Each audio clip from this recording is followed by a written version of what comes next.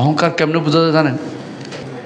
ব্যক্তির সমালোচনা যদি আপনি এমনভাবে করে আঘাতমূলক করেন, এটার জন্য অপেক্ষা করেন আপনার জন্য কিছু একটা অবকাশ, এটাই মাথায় রেখে কাজ করে যাবেন, ইনশাআল্লাহ ইমান নিয়ে মারা যাবেন। নাহলে মৃত্যুর সময় বিপদে পড়বেন, সন্দেহ থাকবেন, বিপদে পড়বেন। এরপরের প্রশ্ন হচ্ছে, মৃত্যুর সময় ইমান নসিব হওয়ার জন্য কী কী আমল করব?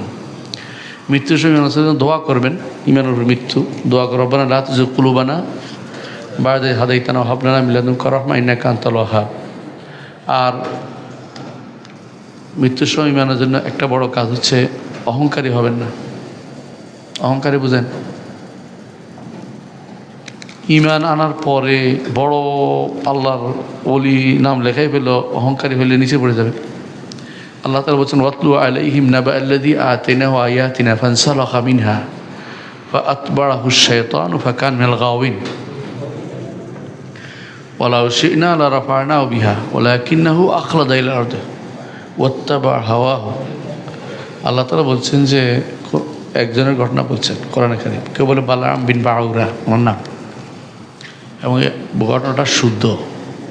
সেটা ঘটনাটা হচ্ছে যে অনেক ইবাদত করতেন তিনি, কিন্তু ফিতনায় পড়ে গেছেন, নারী ক্ষেত্রে ফিতনায়।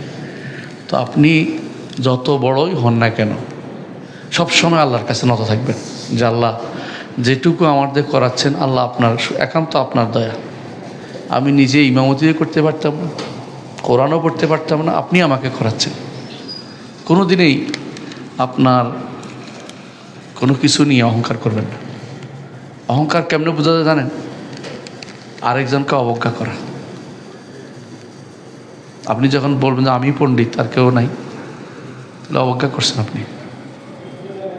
আপনি আমভাবে কথা বলবেন ব্যক্তি সম্পর্কে, কোনো ব্যক্তি সম্পর্কে সমালোচনা করল, ব্যক্তির সমালোচনা যদি আপনি এমনভাবে করে আঘাতমূলক করেন, এটার জন্য অপেক্ষা করেন আপনার জন্য কিছু একটা অবকাশ।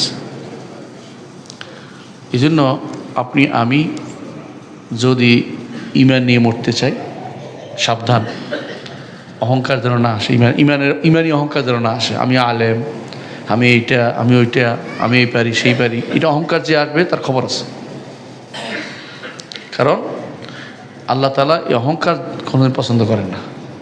এই জন্য মৃত্যুর আগ মুহূর্ত আপনার ইমান চলে যেতে পারে। নিজেকে সবসময় বিনয়ী রাখবেন আল্লাহর কাছে। রাতের অন্ধকারে কান্নাকাটি করবেন আল্লাহর কাছে যে আল্লাহ, আমি যেন আপনার দাস হিসেবে মরতে পারি। আমাকে দিয়ে আপনি যে কাজগুলি করিয়ে নিচ্ছেন, করাচ্ছেন, ইবাদত করতে পারতেছি, সালাত আদায় করতে পারতেছি, একান্ত আপনার দয়া। আমি এটার হকদার না, আমি হক নিয়ে আসিনি, আমি দাসত্ব করার জন্য এসেছি। এটা মাথায় রেখে কাজ করে যাবেন, ইনশাআল্লাহ ইমান নিয়ে মারা যাবেন। নাহলে মৃত্যুর সময় বিপদে পড়বেন, সন্দেহ থাকবেন, বিপদে পড়বেন।